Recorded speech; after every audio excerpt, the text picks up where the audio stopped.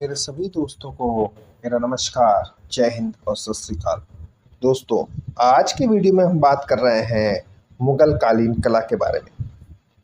ये वीडियो उन सभी के लिए उपयोगी है जो टीजीटी, पीजीटी, टीएसएसबी, केवीएस, एनवीएस और यूजीसी नेट जैसी परीक्षाओं की तैयारी कर रहे हैं।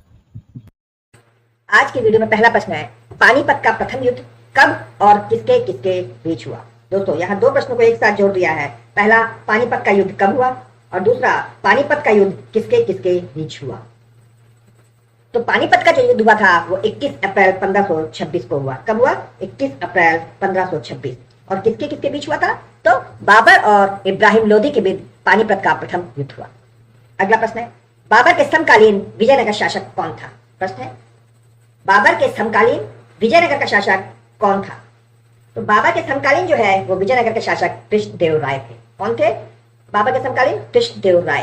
अगला प्रश्न है, बाबर के द्वारा लिखित पुस्तक का नाम क्या है। प्रश्न है, बाबर के द्वारा लिखित पुस्तक का नाम क्या है। तो बाबर के द्वारा लिखित पुस्तक का नाम तुझके ए बाबरी है, जो फारसी भाषा में लिखी गई है। किस भाषा में लिखी गई है तुझके ए बाबरी? फारसी भाषा में। अगला प्रश्न है, बाबर के पिता का क्या नाम था। प्रश्न है, बाबर के पिता का क्या नाम था। तो बाबर के पिता का नाम था उमर शेख मिर्जा। क्या नाम था? उमर शेख मिर्जा। अगला प्रश्न है, बाबर की माता का क्या नाम था। तो बाबर की माता का नाम कुतलुगा निगार खान था। अगला प्रश्न है, तुलुगमा पद्धति क्या है। क्या प्रश्न है? तुलुगमा पद्धति क्या है। तो तुलुगमा जो पद्धति है वो सैनिक की एक विशेष टुकड़ी होती है। क्या होती है? सेना की एक विशेष टुकड़ी। अगला प्रश्न है, किस युद्ध में हुमायूं दिल्ली छोड़कर भाग गया था। प्रश्न है, किस युद्ध के बाद हुमायूं दिल्ली छोड़कर भाग गया था। तो हुमायूं जो है वो कन्नौज के युद्ध के बाद दिल्ली छोड़ गया था। किस युद्ध के बाद? कन्नौज के युद्ध के बाद। अगला है, किस मुगल बादशाह की मृत सीढ़ियों से गिरकर हुई। प्रश्न है, किस मुगल बादशाह की मृत सीढ़ियों से गिरकर हुई। तो हुमायूं की मृत जो है वो सीढ़ियों से गिरकर हुई थी। अगला है, शेर शाह सूरी ने कौन सी उपाधि धारण की थी। प्रश्न है, शेर शाह सूरी ने कौन सी उपाधि धारण की थी। तो शेर शाह सूरी ने हजरत ए आला की उपाधि धारण की थी। किससे? हजरत ए आला की उपाधि शेर शाह सूरी ने धारण की थी। अगला प्रश्न है, अकबर का राज्याभिषेक कहां पर हुआ था। प्रश्न है, अकबर का राज्याभिषेक कहां पर हुआ था। तो अकबर का राज्याभिषेक कलानौर में हुआ था। कहां हुआ था? कलानौर। अगला है, अकबर द्वारा इबादत खाने का निर्माण कहां कराया गया। प्रश्न है, अकबर द्वारा इबादत खाने का निर्माण कहां कराया गया। तो अकबर ने जो इबादत खाना बनाया था वो फतेहपुर सीकरी में बनाया था। कहां बनाया था? फतेहपुर सीकरी में अकबर ने इबादत खाने का निर्माण कराया। अगला प्रश्न है, अकबर द्वारा प्रचलित मनसबदारों के अधीन घुड़सवारों की संख्या क्या कहलाती थी। प्रश्न है, अकबर द्वारा प्रचलित मनसबदारों के अधीन घुड़सवारों की संख्या सवार कहलाती थी। क्या कहते थे? सवार। अगला है, किसके काल में हिंदू मनसबदारों की संख्या सबसे अधिक थी। प्रश्न है, किसके काल में हिंदू मनसबदारों की संख्या सबसे अधिक थी। तो औरंगजेब के काल में हिंदू मनसबदारों की संख्या सबसे अधिक थी। अगला प्रश्न है, कोहिनूर हुरा किस खान से प्राप्त हुआ, या कोहिनूर हुरा किस खान से पाया गया। तो कोहिनूर हुरा जो है वो गोलकुंडा की खान से मिला था। कहां से? गोलकुंडा की खान से। अगला है, शेर शाह सूरी के समय चांदी का रुपए का तौल क्या था। प्रश्न है, शेर शाह सूरी के समय चांदी के रुपए का तौल क्या था। तो दोस्तों, जो शेर शाह सूरी थे उनके समय चांदी के रुपए का तौल 178 ग्राम था। कितना? 178 ग्राम। अगला प्रश्न है, मुगल काल में जरीबाना शब्द से क्या तात्पर्य है। प्रश्न है, मुगल काल में जरीबाना शब्द से क्या तात्पर्य है। तो मुगल काल में जो जरीबाना शब्द था उसका अर्थ था सर्वेक्षण शुल्क। क्या था? सर्वेक्षण शुल्क। किसका? जरीबाना। अगला प्रश्न है, किसके शासन काल में भारत में तंबाकू की खेती प्रारंभ हुई। प्रश्न है, किसके शासनकाल में भारत में तंबाकू की खेती प्रारंभ हुई। तो जहांगीर के शासनकाल में भारत में तंबाकू की खेती प्रारंभ हुई।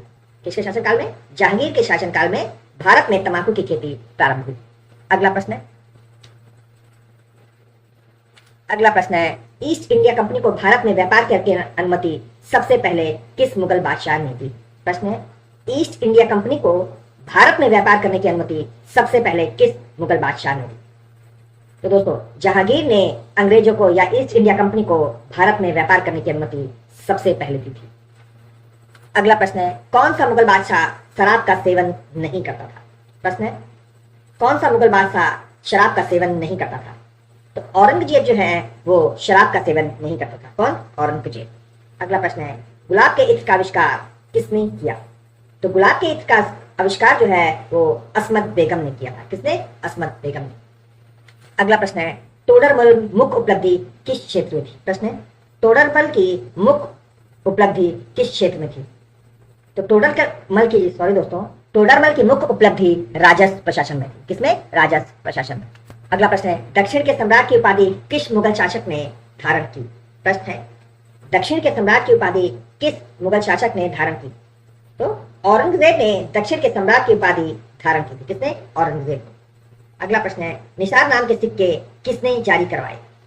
प्रश्न है, निसार नाम के सिक्के किसने जारी करवाए? तो मुगल बादशाह जहांगीर ने निसार नाम के सिक्के जारी करवाए थे। किसने? जहांगीर ने। अगला प्रश्न है, भारत में रुपए का प्रचलन सर्वप्रथम किसने किया? तो भारत में रुपए का प्रचलन जो है वो सर्वप्रथम शेरशाह सूरी ने किया था। किसने? शेरशाह सूरी ने। अगला प्रश्न है, किस बादशाह के शासनकाल में चकला नामक प्रशासनिक इकाई अस्तित्व में आई? प्रश्न एक बार फिर से देख लीजिए, किस बादशाह के शासनकाल में चकला नामक प्रशासनिक इकाई अस्तित्व में आई? तो शाहजहां के शासनकाल में चकला नामक प्रशासनिक इकाई अस्तित्व में आई। अगला प्रश्न है, मुगल सेना के गठन का आधार क्या था? प्रश्न है, मुगल सेना के गठन का आधार क्या था? तो मुगल सेना के गठन का आधार दशमलव पद्धति थी। क्या था? दशमलव पद्धति। अगला प्रश्न है, किस मध्यकालीन शासक को अकबर का अग्रगामी कहा गया? या किस मध्यकालीन शासक को अकबर का अग्रगामी कहा जाता था? तो शेरशाह सूरी को अकबर का अग्रगामी कहा गया। किसे? शेरशाह सूरी को। अगला है, औरंगजेब द्वारा संकलित इस्लामी कानूनों का संग्रह क्या कहलाता है? तो औरंगजेब द्वारा संकलित इस्लामिक कानूनों का संग्रह फतवा ए आलमगीरी कहलाता है। क्या कहलाता है? फतवा ए आलमगीरी। अगला प्रश्न है, मुगल काल में मंत्रिपरिषद को क्या कहा जाता था? प्रश्न है, मुगल काल में मंत्रिपरिषद को विजारत कहा जाता था। क्या कहते थे मुगल काल में मंत्रिपरिषद को? विजारत। अगला है, मुगल काल में शाही तोपखाने का प्रधान क्या कहलाता था? तो मुगल काल में शाही तोपखाने का प्रधान मीर आतिश कहलाता था। क्या कहते थे तोपखाने के प्रधान को? मीर आतिश कहते थे। अगला प्रश्न है, प्रथम मुगल नरेश था जिसने बादशाह की पदवी धारण की? प्रश्न है, प्रथम मुगल नरेश कौन था जिसने बादशाह की पदवी धारण की? तो बाबर ने बादशाह की पदवी धारण की थी। अगला है, मुगल काल में संशप क्या था? तो मुगल काल में जो संशप था वो सोने का सिक्का था। क्या था? सोने के सिक्के को संशप कहा जाता था। अगला प्रश्न है, मुगल काल में भू राजस्व पद्धति के अंतर्गत लंक बटाई थी? प्रश्न है, मुगल काल में भू राजस्व पद्धति के अंतर्गत लंक बटाई थी। क्या? फसल कटाई के बाद बटाई। क्या थी? फसल कटाई के बाद की कटाई लंक बटाई थी। अगला है, बीबी का मकबरा कहाँ है और इसका निर्माण किसने कराया? तो बीबी का मकबरा जो है वो औरंगाबाद में है और इसका निर्माण औरंगजेब ने काले पत्थर से कराया था, जिसे ताजमहल की फूहड़ नकल भी कहा जाता है। अगला प्रश्न है, मच्छीवाड़ा का युद्ध कब और किसके किसके मध्य हुआ? तो मच्छीवाड़ा का जो युद्ध हुआ था वो मुगल और अफगानों के मध्य हुआ और 15 मई 1555 को हुआ। किसके किसके बीच हुआ था? मुगलों और अफगानों के बीच। और कब हुआ? तो 15 मई 1555। पारसी ब्राह्मणों के अनुसार मुगल स्थापत कला का रत्न कौन सा महल है? प्रश्न है, पारसी ब्राह्मण के अनुसार मुगल स्थापत कला का रत्न कौन सा महल है? तो जो मुगल स्थापत का रत्न है वो तुर्की सुल्ताना का महल कहा जाता है। किस महल को कहते हैं? तुर्की सुल्ताना का महल को। अगला प्रश्न है, बादशाह बनने पर जहांगीर द्वारा प्रकाशित 12 घोषणाएं किसमें संकलित है? प्रश्न है, बादशाह बनने के बाद जहांगीर द्वारा प्रकाशित 12 घोषणाएं किस पे संकलित है या किसमें संकलित है? तो दोस्तों, जहांगीर की 12 घोषणाएं आईने जहांगीरी में संकलित है। किसमें संकलित है? आईने जहांगीरी में। अगला प्रश्न है, कविराज की उपाधि किसने धारण की थी? तो कविराज की उपाधि बीरबल ने धारण की थी। अगला प्रश्न है, अकबर ने नए कैलेंडर इलाही संवत का प्रचलन कब किया? प्रश्न है, अकबर ने नए कैलेंडर इलाही संवत का प्रचलन 1583 ईस्वी में किया। कब किया था? 1583 में। अगला प्रश्न है, अकबर ने दहसाला प्रथा कब प्रारंभ की? तो अकबर ने दहसाला प्रथा 1580 में प्रारंभ की थी। अगला प्रश्न है, अकबर ने सिकंदरी गज या भूमि के नाप के स्थान पर किसका प्रचलन किया? प्रश्न है अकबर ने सिकंदरी गज के स्थान पर किसका प्रचलन किया? तो अकबर ने सिकंदरी गज के स्थान पर गज ए इलाही का प्रचलन किया। किसका? गज ए इलाही का प्रचलन। अगला प्रश्न है मुहर, संसद, इलाही व रामसिया आदि सिक्के किसने चलवाए? तो मुहर, संसद, इलाही व रामसिया के सिक्के अकबर ने चलवाए थे। किसने चलवाए थे? अकबर ने। ईस्ट इंडिया कंपनी को भारत में व्यापार करने की अनुमति सबसे पहले किसने दी? प्रश्न है ईस्ट इंडिया कंपनी को भारत में व्यापार करने की अनुमति सबसे पहले मुगल बादशाह जहांगीर ने दी थी। किसने दी थी? जहांगीर ने।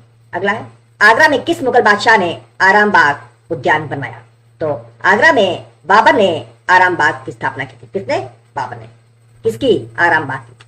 अगला प्रश्न है किस बादशाह ने बजट प्रथा का शुभारंभ किया? तो अकबर ने बजट प्रथा का शुभ आरंभ किया था। अगला प्रश्न है तख्ते ताऊ या मयूर सिंहासन का निर्माण किसने कराया? तो तख्ते ताऊ या मयूर सिंहासन का निर्माण शाहजहां ने करवाया था। किसने कराया था? शाहजहां ने। तख्ते ताऊ या मयूर सिंहासन के शिल्पकार कौन थे? प्रश्न है तख्ते ताऊ या मयूर सिंहासन के शिल्पकार कौन थे? तो तख्ते ताऊ के शिल्पकार बेबादल खां थे। कौन थे? बेबादल खां। ताजमहल के वास्तुकार कौन थे? तो ताजमहल का जो वास्तुकार थे वो अहमद लाहौरी थे। कौन थे ताजमहल के वास्तुकार? अहमद लाहौरी।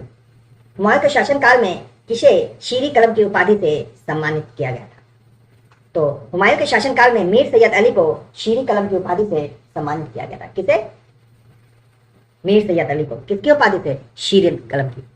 किस चित्रकार ने मुगल काल में आत्महत्या कर ली थी? प्रश्न है किस चित्रकार ने मुगल काल में आत्महत्या कर ली थी? तो दासवंत ने मुगल काल में आत्महत्या कर ली थी। किसने? दासवंत। अगला प्रश्न है प्रसिद्ध संगीत तानसेन के गुरु कौन थे? प्रश्न है प्रसिद्ध संगीत तानसेन के गुरु हरिदास थे। तानसेन के गुरु कौन थे? तो हरिदास थे। अगला प्रश्न है द्वितीय ताजमहल के नाम से कौन सी इमारत प्रसिद्ध है? प्रश्न है द्वितीय ताजमहल के नाम से कौन सी इमारत प्रसिद्ध है?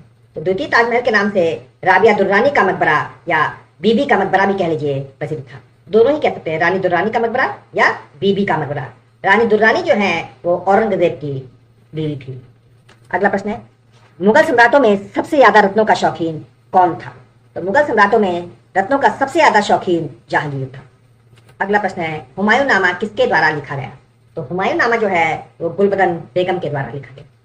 अगला प्रश्न है उर्दू भाषा को आश्रय देने वाला पहला मुगल बादशाह कौन था?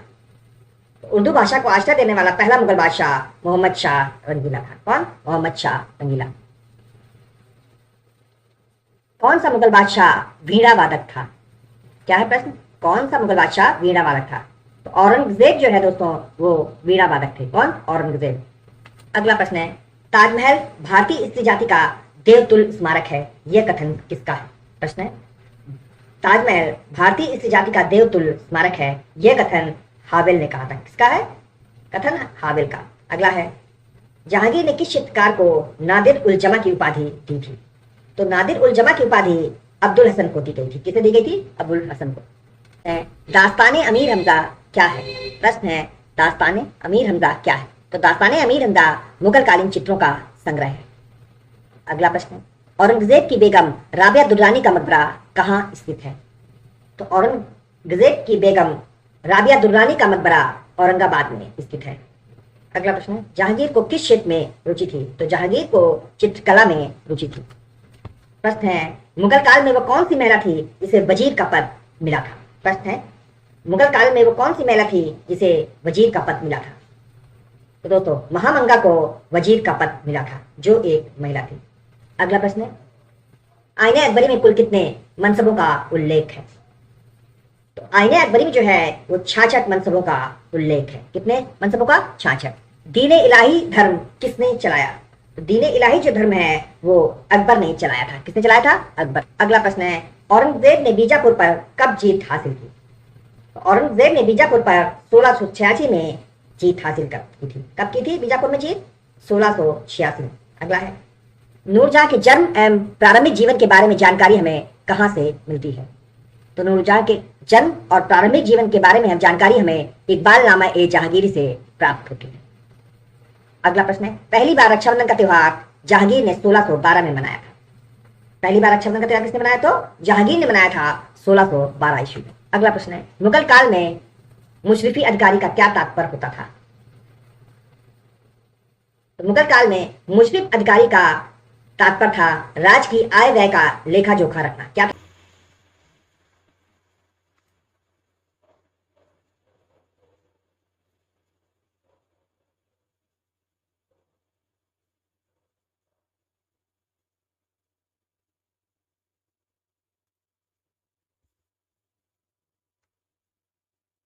अगला प्रश्न है, मुगल काल में टकसाल के अधिकारी को क्या कहा जाता था? प्रश्न है, मुगल काल में टकसाल के अधिकारी को दरोगा कहा जाता था।